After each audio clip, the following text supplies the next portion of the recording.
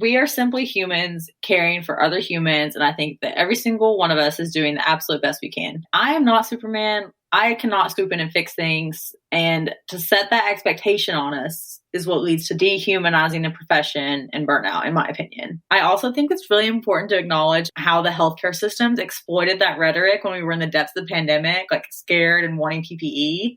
And they looked at pizza parties and slapping a hero's work here sign on the front of every single hospital building as their solution. I'm not a hero. This is my career. Pay me. Give me decent working conditions. I'm a professional.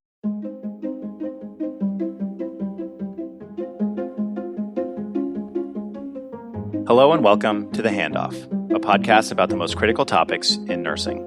Today, we're wrapping up Season 3 of the show with a very special episode in honor of Nurses Week 2021, or Nurses Year, or Nurses 2 Year, or maybe even Nurses 3 Year with the way the pandemic's going, and Mental Health Awareness Month. I was very grateful to be joined by two very special nurses who have been working on the front lines of the COVID-19 pandemic, Tayler Oakes and Tina Vinsant. Tayler, Tina, and I had a very candid conversation about the last year has been like for them, how their mental health and overall well-being has been impacted, and what they wish for their facilities and the healthcare system as a whole would do differently to support nurses. I also had a chance to get Tina and Tayler's reaction to Trusted Health's second annual study on frontline nurse mental health and well-being. The study, which was released and can be found on trustedhealth.com and linked in our episode notes, looks at how pandemic has impacted nurses, their career plans, and their commitment to nursing overall. This is a topic that has been very near and dear to my heart and to the entire Trusted Health team, and I hope you'll get as much out of the conversation as I did, and hopefully it'll catalyze some change. Tina and Tayler, welcome to the show. Thank you. Yeah, thank you. I'm excited to be here. Well, let's start with Tina. So Tina, can you tell us a little bit about yourself, your background, how long you've been a nurse, and what you're currently working on? Yeah, so my name is Tina. I've been a nurse for going on my 6th year now. Started out on a step-down unit, and then just about a year ago, I transferred to CVICU.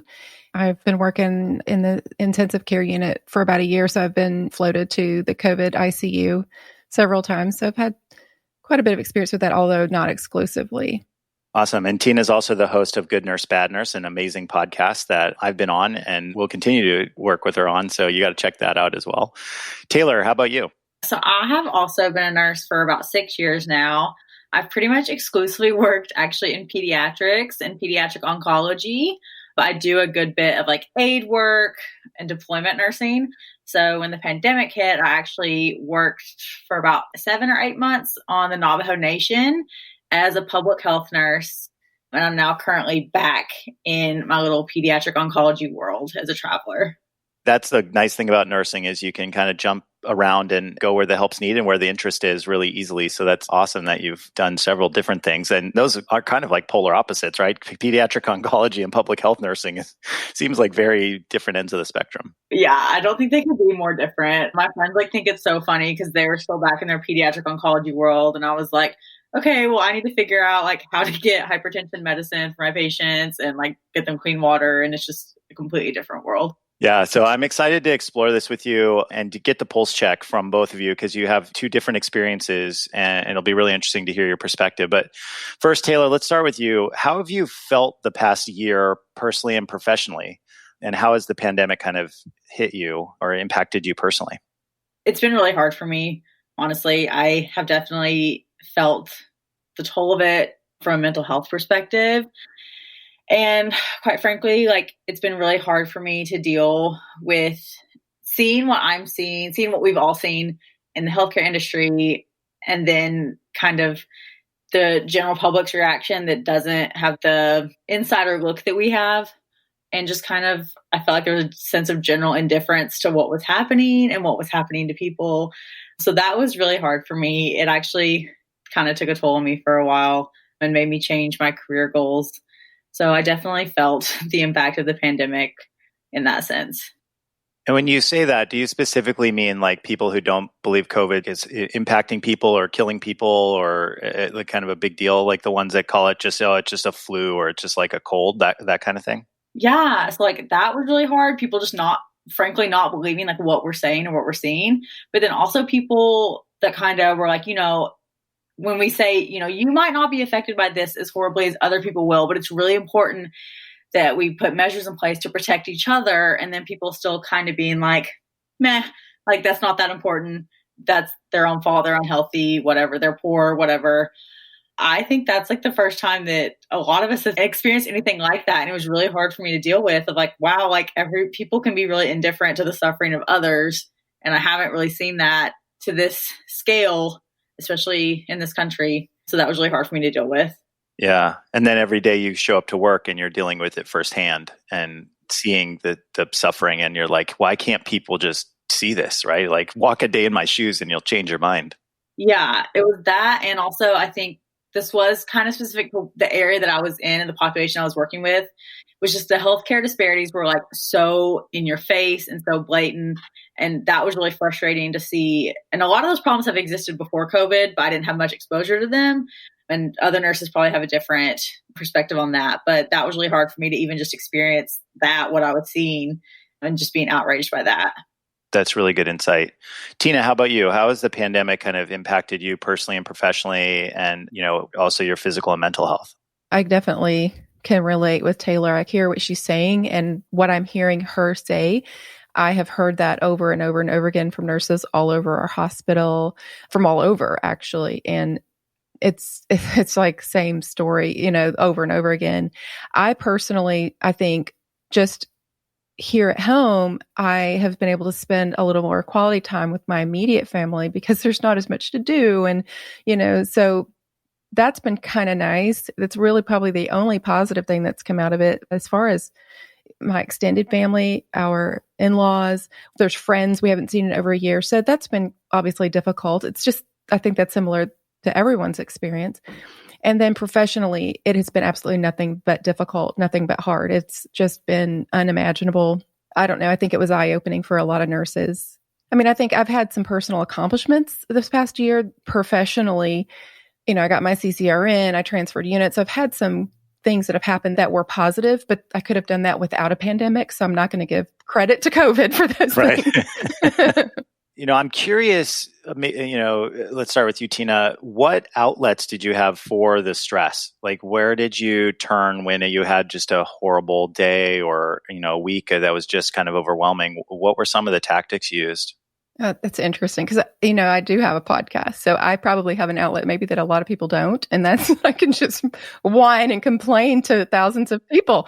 And not only to the people that listen to the podcast, but I have met so many people like you and just all over the nurses that I've connected with.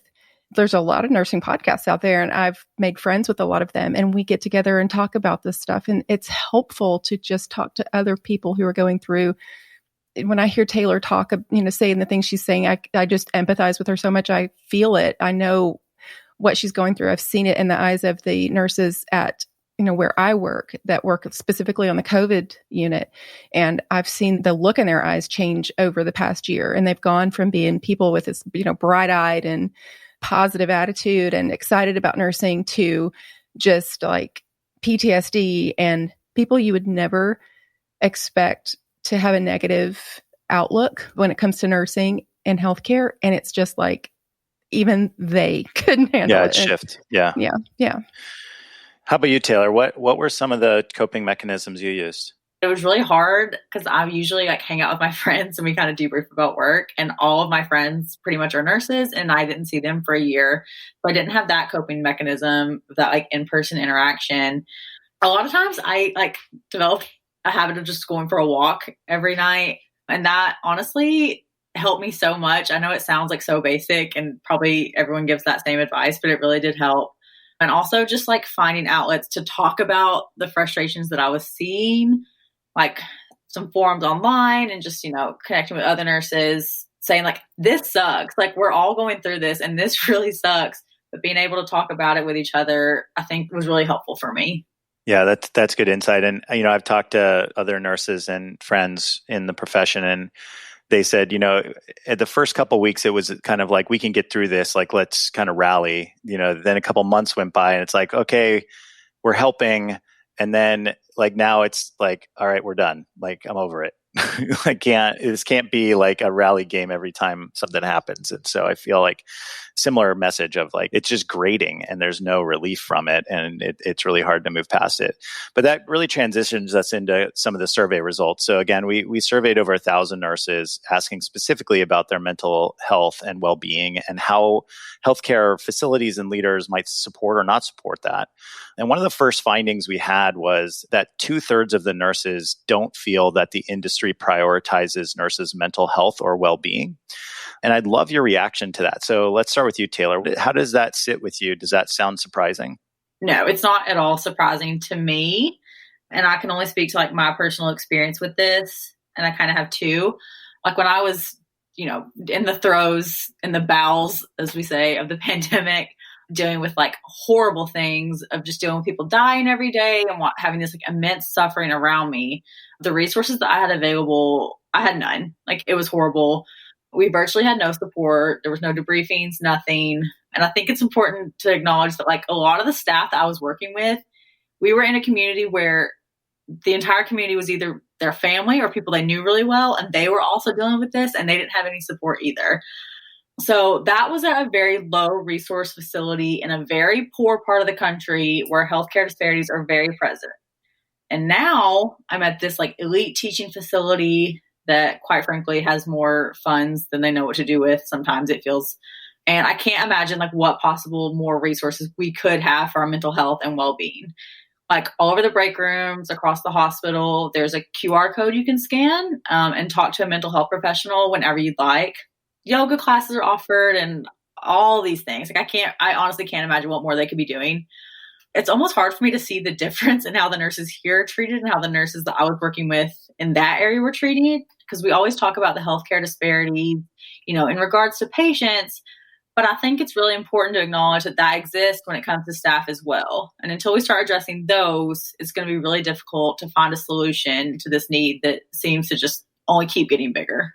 Yeah. And that's interesting. I mean, you highlight kind of the big differences between facilities and, there's some that have a lot of funding and maybe associated with academic, institutions and, can pay for help. And then, there's others that are just like, hey, yeah, we might have an EAP program, employee assistance program, maybe, call them or not address it at all. And I think that's part of the issue that nurses are feeling as well. Tina, how about you? What do you think about those results? I'm definitely not surprised. Mental health has never been a priority in this country, period, much less. So a pandemic hits and nurses' health and well-being is not being prioritized. That's not a shocker because we don't prioritize mental health at all for anyone. Mm-hmm. So the state that I live in is probably one of the worst in the entire country. And the region that we live in the state, there are literally no resources for mental health problems. So it doesn't surprise me at all that hospitals are getting it wrong or just not putting forth any effort whatsoever to try to give resources or try to help nurses who are going through this. I would love to see hospitals do some sort of rotation for nurses and not have one unit handling all of the COVID patients. I think that, initially that was sort of like, well, we don't want exposure to all these different people, so we'll keep it to a small group. And really what it's done is it's taken that one group of nurses and just absolutely beaten them down. And everyone else has some level of exposure to it, and we have to deal with it on a certain level, but it's absolutely astronomical when you are talking about the nurses who have dealt with this every day for a year. Yeah. So you mentioned a couple, ideas around strategies, and I wasn't surprised by this either. I mean, just knowing how hospitals work. And I think also the nursing culture of a very shift-based kind of culture, none of the mental health pieces are embedded. I mean, you don't show up to work and people are kind of like, let's all take a moment to like focus and calm. And, when there's a bad thing that happens, whether it's a code or, a sick patient or a bad interaction with the family or something, there's no debrief. It's like, get over it, move on to the next thing. And there's like this code of armor. Do you think if health systems offered, like Taylor was mentioning, a counselor that you could call at any time or a line or a mentor related to helping coach through physical and mental wellness, do you think that nurses would opt into that? Or do you think the profession also has kind of a coat of armor that's hard to break down, that they may not use those resources even if they were available? I think that we almost have to develop that coat of armor because it's a coping mechanism that we don't have any other choice but to develop. Typically you're going through what you just described. You have a patient that codes, that dies, you have another patient. In the ICU, we have another patient or two other patients. And so you have no other choice but to just pull up your bootstraps and keep on going. You just got to deal with it later. And that's what we do. We go home and it's all pushed down there. And at some point, either that night or the next day, it'll come out, typically with me. That's the way it usually works with me. Yeah. Or it sticks long term. For me, it would come up like, hey, Dan, tell me about the worst thing you've seen. Like family members always want to ask that, but they don't really want to know. And then you're just like, well, let me tell you about this really hard time. And it's almost like you're trying to vent it out, but you can't because no one else understands it, and so it's hard. Tayler, I'm curious to your response to that too. And you have some of these resources in your current role. Are nurses taking advantage of it? I think so. I think nurses really do utilize it.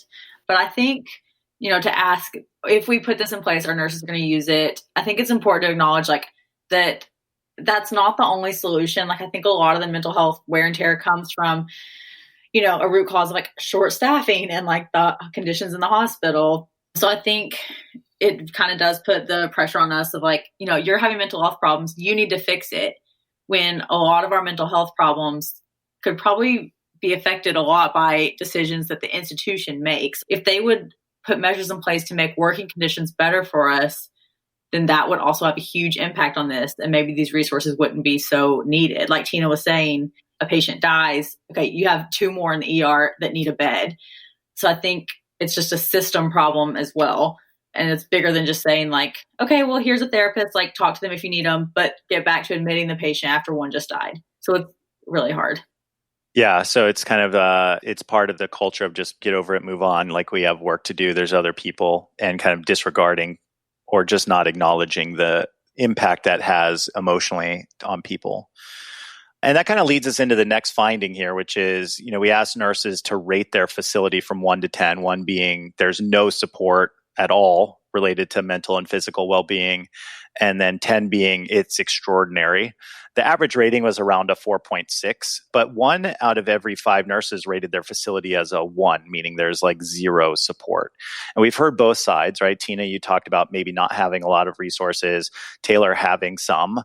But I'm curious, Tina, what in an ideal world would you want or like to see more of to support nurses' mental health and well-being? I think I would like to see an effort being made. I expect that mistakes are going to be made and things aren't going to work. We try something, it doesn't work, you try something else.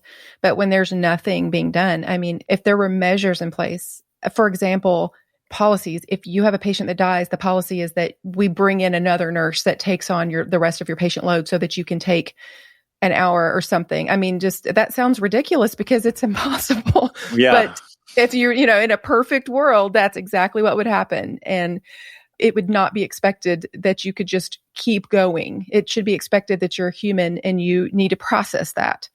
At the very least, acknowledge that this was something that is going to be devastating to your psyche in some way. And so we need to have a way of processing it. Definitely, you have to go call this number. You don't have a choice. You need to sit down and, deal with it.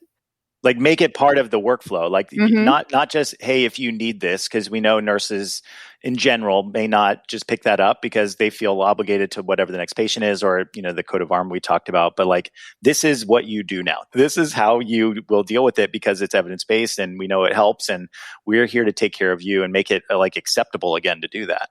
Right. That's interesting. And, I think about when you talk about that, what other industries could we learn from? And I think, the military does debriefings after missions, right? And whether someone dies or not, there's a debrief where you have to kind of talk about the whole thing and how it impacted what you could do better. And we don't even do that. There's a code, you go to the next thing and you don't ever talk about it unless there's a really bad outcome. And now the quality people are there and talking about what we could do better. But there's never that common debrief of what needs to happen next and what could the team do better and what support do we need as kind of second victims in this space. And I think there's a lot healthcare could learn from other industries around how to debrief stressful situations potentially. Tayler, I'm curious, what in a perfect world would you want to help nurses find mental health and well-being support? In a perfect world, like Tina said, I think staffing would allow for us to have such conditions. Even, we talk about trauma from work and mental health burnout from work only, we're only talking about when a patient dies. I think it's really important to talk about working every day when the work is really hard and you're really stressed out and you're really short staffed, that also takes a huge toll. So I think just addressing a lot of the, issues that are talked about all the time in nursing, like short staff, not getting breaks, having too many patients, having too high acuity of patients, I think that would have a huge impact on our mental health and preventing burnout. But I do agree with what y'all are saying about how like the military has kind of mandatory debriefings, and it's not like, no, like you're not going to try to be tough and just brush it off. Like we are going to debrief this and talk about it. Because I think it's really interesting. A few years ago when I was staff at a pediatric hospital, we had this like mass trauma event and there was a large amount of death and we saw these like horrible things. And the hospital did make us do a debriefing. Like they made us talk to a therapist and they made us all have a debriefing with each other. And I just remember thinking like, this event was horrible, but we see horrible things all the time, every day in our job, and then are expected to go home to our families and act normal. And none of these measures are ever put in place then. So I definitely agree with that thought that should be, implemented. Yeah, there's definitely a need for system change. And I was speaking with a colleague of mine around mental health too. I think it was on the podcast even. And on the medicine side, on the physician side, there's boards of medicine that require disclosure of any mental health visits, basically, or mental health issues that the physician might have while they're applying for their license in certain states. And so, like you talk about putting stigma on things like this, that would be the fastest way to not disclose and create the suit of armor. I haven't seen that in nursing, and I'm hoping it stays that way. But I mean, that's just one symptom of the system, including what you mentioned too, staffing and just not acknowledging that this is a crazy stressful thing. And we've normalized like the craziness as something cool by putting it on Grey's Anatomy and ER and House and all the TV shows and things. But it really does impact people to the core, and we got to normalize addressing it, sounds like. It's actually a good transition into the next piece, which is, so we asked nurses how the pandemic has affected their commitment to the profession. So would they stay in nursing or not? This was kind of disturbing. So we had about 54% of nurses say, I'm equally committed or more committed to the profession. So that's great. A little bit more than half of nurses said, hey, I'm like nursing's for me. I'm more dedicated to the profession. But 45% said, I'm less committed to the profession of nursing than I ever was before the crisis hit. And we're already in a nursing shortage. We've been in nursing shortage, I feel like, forever. It's continuing to get worse. There's a stat saying that there's potentially 175,000 nurses needed every single year, open positions for nurses every single year through 2030. This just really surprised me. So I'm curious, Tina, what are you hearing from your colleagues and friends about their commitment to nursing after going through a year of the pandemic? I had witnessed and perceived before this ever started that nurses tend to come out of school, work a couple of years, and then jump ship and decide, oh, this is just too hard. It's not for me. And I mean bedside nursing, and decide to go into something else because it's just too hard, the lack of respect. And when the pandemic hit and a few months into it, it really was compounded. And it's just gotten worse. I just keep hearing from people over and over again, people that I never would have thought would have bailed on nursing, just going, this is not worth it. I just feel so disrespected and so unappreciated. And it's taken such a toll on my mental health that I can't do this anymore. And they're literally just going to do something totally different. One of my dearest friends, who is just the most amazing nurse, was literally considering like opening a flower shop. That's been my experience. And that's been what I've seen over the past year. I've heard the same thing, or even just take a break for a while and just get away from it. And like you said, like open a flower shop or, go teach sailing or whatever it is, something to get away from the kind of day-to-day brutal work conditions that are happening. Tina, how are you feeling personally? How did this impact you related to this question? That's funny because I waver. I go back and forth. And generally, it seems to go along with periods where the numbers kind of go up at the hospital. It's always been this way, but it ebbs and flows. And it's been a lot worse this past year where staffing seems like it's getting better. We have a lot of nurses coming off orientation and it's okay. And then you're just like, oh yeah, I love nursing. I love taking care of patients and this is great. And then all of a sudden, we'll start hemorrhaging nurses. They're just like, I'm taking a travel assignment. I'm doing this. And then you look around and you've got 8 triples on the floor and there is no help. And they're like, oh, and by the way, if you hear the phone ring, be sure and help out by answering the phone. And you just want to go. Cool. You're like, yeah, I'll get right on that phone, right? Exactly. And so I kind of wavered myself. I go through these, periods where I'm just like, what else could I do? And I even started a master's program and, I'm just thinking, I think I would like to teach, and I love to teach. Actually, I know I would like to teach. And so I've started that in January, and it's going to take me a couple of years. So I'm not doing anything anytime soon, but I'm broadening my options for sure. Yeah, you're making the plan to not be only tied potentially to the bedside, and like you said, kind of use nursing as an option to try other things. Tayler, how are you feeling about these results? Do you feel more or less committed personally, and what are you hearing from your friends? So I think the results are incredibly alarming, obviously, but I'm not at all surprised by it. Like, I definitely, the same thing as y'all, have been hearing the same things, and I see the same thing at the bedside. And I mean, I have like one friend who, she was like, I literally cannot do this anymore. Like, I will be a barista at Starbucks. I don't care. I cannot do this anymore. And I just think it's so sad, honestly, that people are that, mistreated and burnt out. So I'm definitely seeing that. In regards to my personal feelings, and I think it's almost important that I like put a disclaimer on this, that in the hospital setting, I've only ever worked pediatrics, and I think we're a completely different world. And then when the pandemic hit, that was awful, but I was not in like the adult ICUs watching people die all day, every day. So I definitely think that I have a different take on this than nurses that have been experiencing that do. But I do feel more committed to nursing.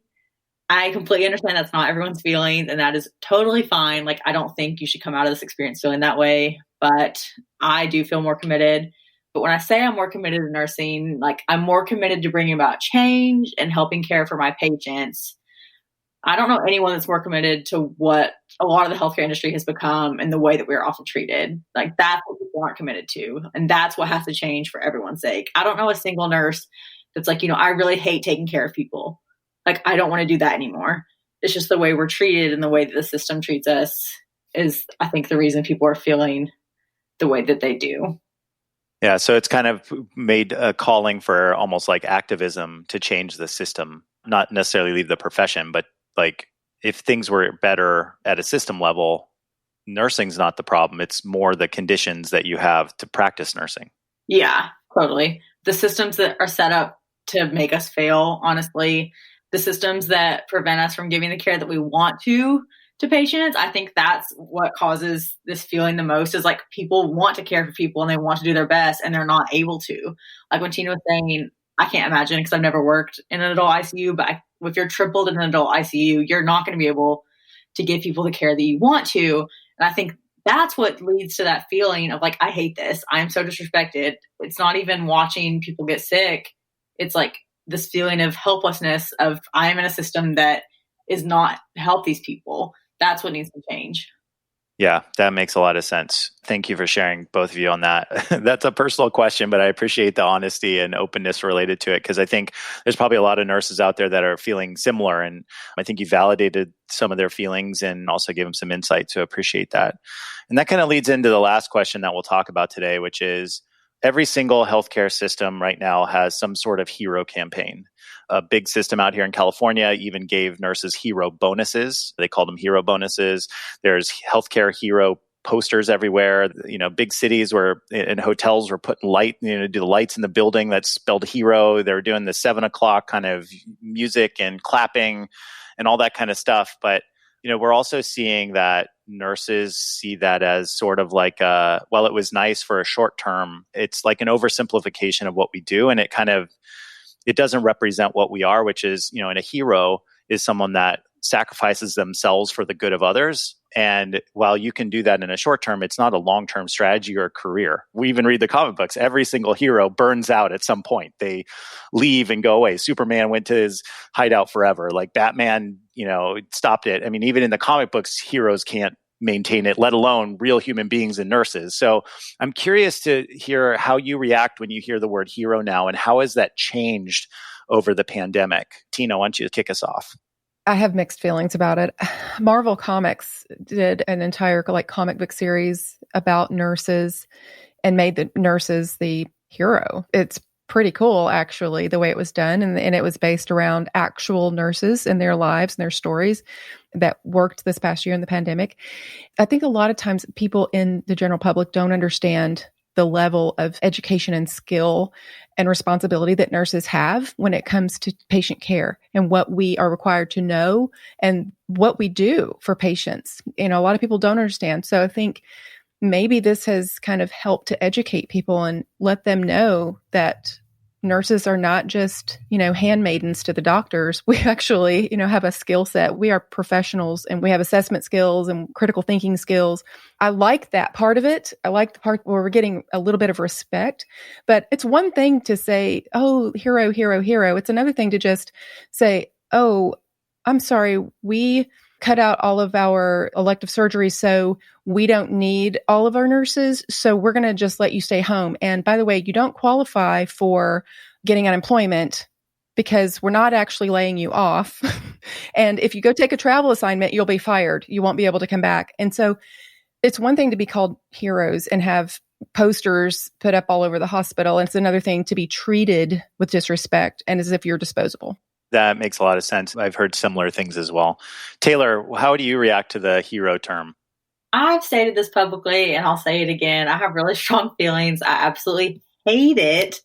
I think we are simply humans caring for other humans. And I think that every single one of us is doing the absolute best we can. At least I would hope so. But I am not Superman. I cannot swoop in and fix things. And to set that expectation on us is what leads to dehumanizing the profession and burnout, in my opinion. I think that's what leads to this feeling of what we're feeling is because the general public calls us heroes. And then it's almost like an expectation to be sacrificial. And, I will put you above myself, which we do kind of at work. But, when things were really bad and we didn't have PPE, to paint us as heroes and expect us to go into that unprotected and almost die for other people, I think it was really damaging. I also think it's really important to acknowledge how the healthcare systems exploited that rhetoric when we were in the depths of the pandemic, scared and wanting PPE. And they looked at pizza parties and slapping a heroes work here sign on the front of every single hospital building as their solution. And they're like, no, you're a hero. And, I'm not a hero. This is my career. Pay me, give me decent working conditions. I'm a professional. That's a good perspective, I think. Yeah, the pizza party thing still gets me. That's the least helpful thing that you can do to acknowledge someone's great work is give them a pizza party. And I think, I'm curious of your reaction, Tayler, on this too. So when the public now, and this was really the message of the public, we have healthcare heroes. The heroes are here. They're saving the world. They're saving our population. They're saving whatever. Do you think that had an impact on how the public saw the pandemic as well? Oh, well, we have heroes, so I can go do whatever I want, or they'll save me. The healthcare system's there to save me. Do you think that had any impact? Yes, absolutely. I think the most ironic thing to come out of this was the Super Bowl when I forget what they did, but they honored nurses and they honored us as, healthcare heroes, and they gave a bunch of free Super Bowl tickets to nurses. And then they gathered, 25,000 people in a stadium together. And I just think that's the ultimate picture of how the last year has gone is you're a hero, but we're not doing anything to help you. Right. Right. In fact, we're going to bring 25,000 people together and hope that they don't get COVID so that we can overrun your hospital again. Right. Yeah. I read a quote that really resonated with me. It was someone saying we're always referred to as the frontline heroes, as the frontline. And then the pandemic reached a point. It's okay, we are not the frontline anymore. You are the front line. The public is the front line. You need to wear a mask and social distance. We are the last resort. We cannot be expected to protect all of you from this and save you. And we are not your protection. I think it kind of almost shifted the responsibility of the pandemic from the general public to the heroes, to the nurses on the front lines that are going to save us all. And then you don't have to do anything. Tina, what do you think about that? It sort of does make it seem like we've got people that have this under control. And so you can just go about your business and go on and do your thing, get together with your barbecues and weddings and baby showers. And those were the things that we were seeing at the hospital. We were seeing entire families coming in with COVID because they had all gotten together for a birthday party or a wedding or a backyard barbecue. And you got 50 people And then literally half of them end up with COVID or more. And of them, a handful of them actually end up in the hospital, and a few of them end up dying. And when I say a few, I mean a few, not just one person. And that was the story over and over and over again. And people, they don't get it. They would not get it. And they still, those very people, when you're having to hold up a iPad to FaceTime with your loved one in the unit because they're not allowed in the hospital, and then you would look on the iPad and there would be 20 people in a room hovered around the iPad. And you're just like, okay, they don't get it. They never will get it. If they don't get it now, there's no way they're ever going to get it. Well, and from the nursing perspective, now you're just like, this is never going to end. Like, if this is how the behavior is, where's the light at the end of the tunnel? And don't dare post that on social media either, like your frustration with that, because then you get ridiculed from all the naysayers and things as well. And I think that all leads back into that burnout and kind of impact your mental health. Like, there's no escaping it. You can't just get away from it at home. It follows you. It's true. Well, I really appreciate the honesty and the open conversation here. And I'd like to end the show because we have a fair amount of nurse leaders, healthcare leaders that listen to this as well. And I think your advice and your insights here will help shape the way that we change the system, which I 100% believe needs to happen. I think the worst thing that could happen from the pandemic is that we go back to the way it was. And so let's start with Tayler. What would you like the nurse leaders and healthcare leaders who are listening to know about your experience over the last year, and how can they support you moving forward? I think the biggest thing is like just acknowledging what we've been through and maybe cut us some slack.